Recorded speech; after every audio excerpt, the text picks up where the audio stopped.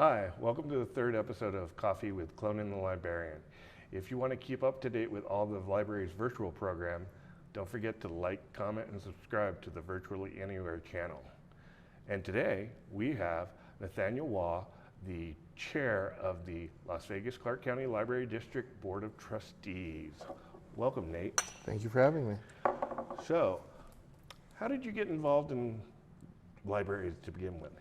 Well, so my mother worked for the Las Vegas Clark County Library District when we first moved here. My dad was in the Air Force, and he decided to retire here in Las Vegas. And when we were overseas, my mom worked for the library system, the on-base library. So Department of Defense. Yeah, Department of Defense library. So when we moved out here, she got a job with Las Vegas Clark County Library District, first as a page, moving up to CERC at Enterprise Library. And on weekends, vacations, everything, I would spend at the library and just grew to appreciate it, love it, and spent so much time there. And you've been working on trying to become a chair.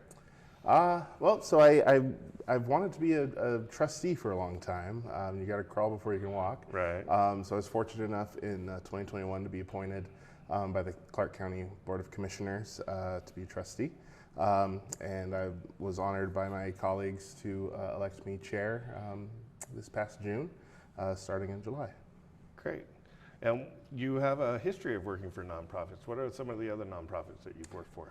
So I currently work for the Clark County School District. Prior to that, I worked for Hope for Prisoners, which is an organization focused on helping folks re-enter society from for formerly incarcerated and justice impacted individuals. I worked for the Nevada Homeless Alliance, working to advocate for and bring services to individuals experiencing homelessness. And worked for communities and schools, working to bring wraparound services into our K through 12 schools to give students the opportunities they need to succeed. And where do you see the library district fitting into all these programs? I think we've seen libraries take on a bigger, much larger role in the community as far as social services go. Obviously, as one of the few government entities or government affiliated entities that exists. They're everywhere. I mean, LVCCLD is in 25 locations across the county, and there's one near you, and we see it especially during the recent extreme heat warnings.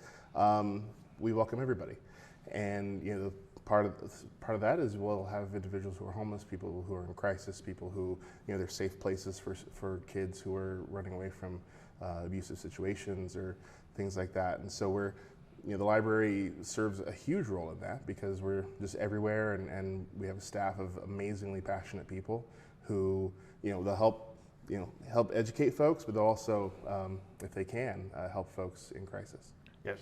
Now to switch gears a little bit. So can you give us a little bit of your coming out story?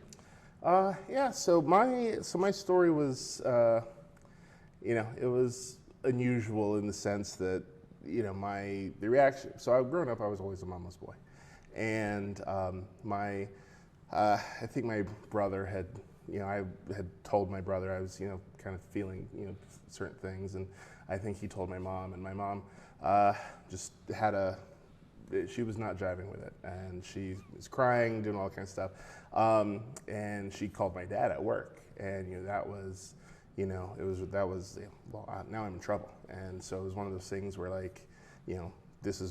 felt this was my identity, but now I'm in trouble for it. And my dad, Air Force guy, growing up was never the warm fuzzy teddy bear, but she got my dad on the phone. And he was like, so your mom said, this, that, and the other, and I'm crying, and he says, well, I just want you to know that I love you, and I just want you to be happy. And I'm like, oh, I know. And then he says, hey, this weekend, do you want to go see a movie? I'm like, yeah, okay, sure. And he says, well, give me back to your mom. So I give it back to mom. I go home. I go to my room, crying and bawling and all that kind of stuff. And it was in that instance that surprisingly. I learned that my dad, is an ally in the sense that, he doesn't judge folks. He doesn't want folks judging him, and he's just been an absolute great to have in my corner these years. And my mother eventually came around. Took her a while, but yeah. And then just growing up, I think because of those two kind of competing reactions, it was never something that I talked about openly out loud with folks. But if I got to know someone, as a friend or whatever, then I would let them know. But it was never something that I was beating my drum. It's very similar to mine. My dad seemed much more accepting because he was a military guy. Yeah.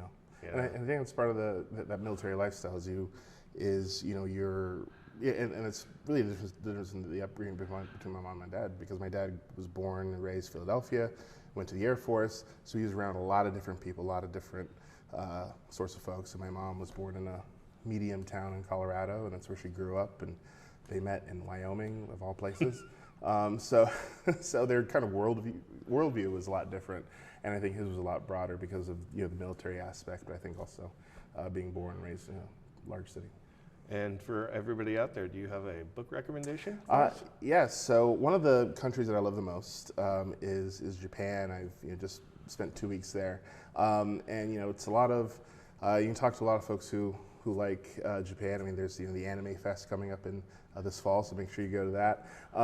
But a book that I really enjoyed, it's called People Who Eat Darkness, and the subtitle is The True Story of a Young Woman Who Vanished from the Streets of Tokyo and the Evil That Swallowed Her Up.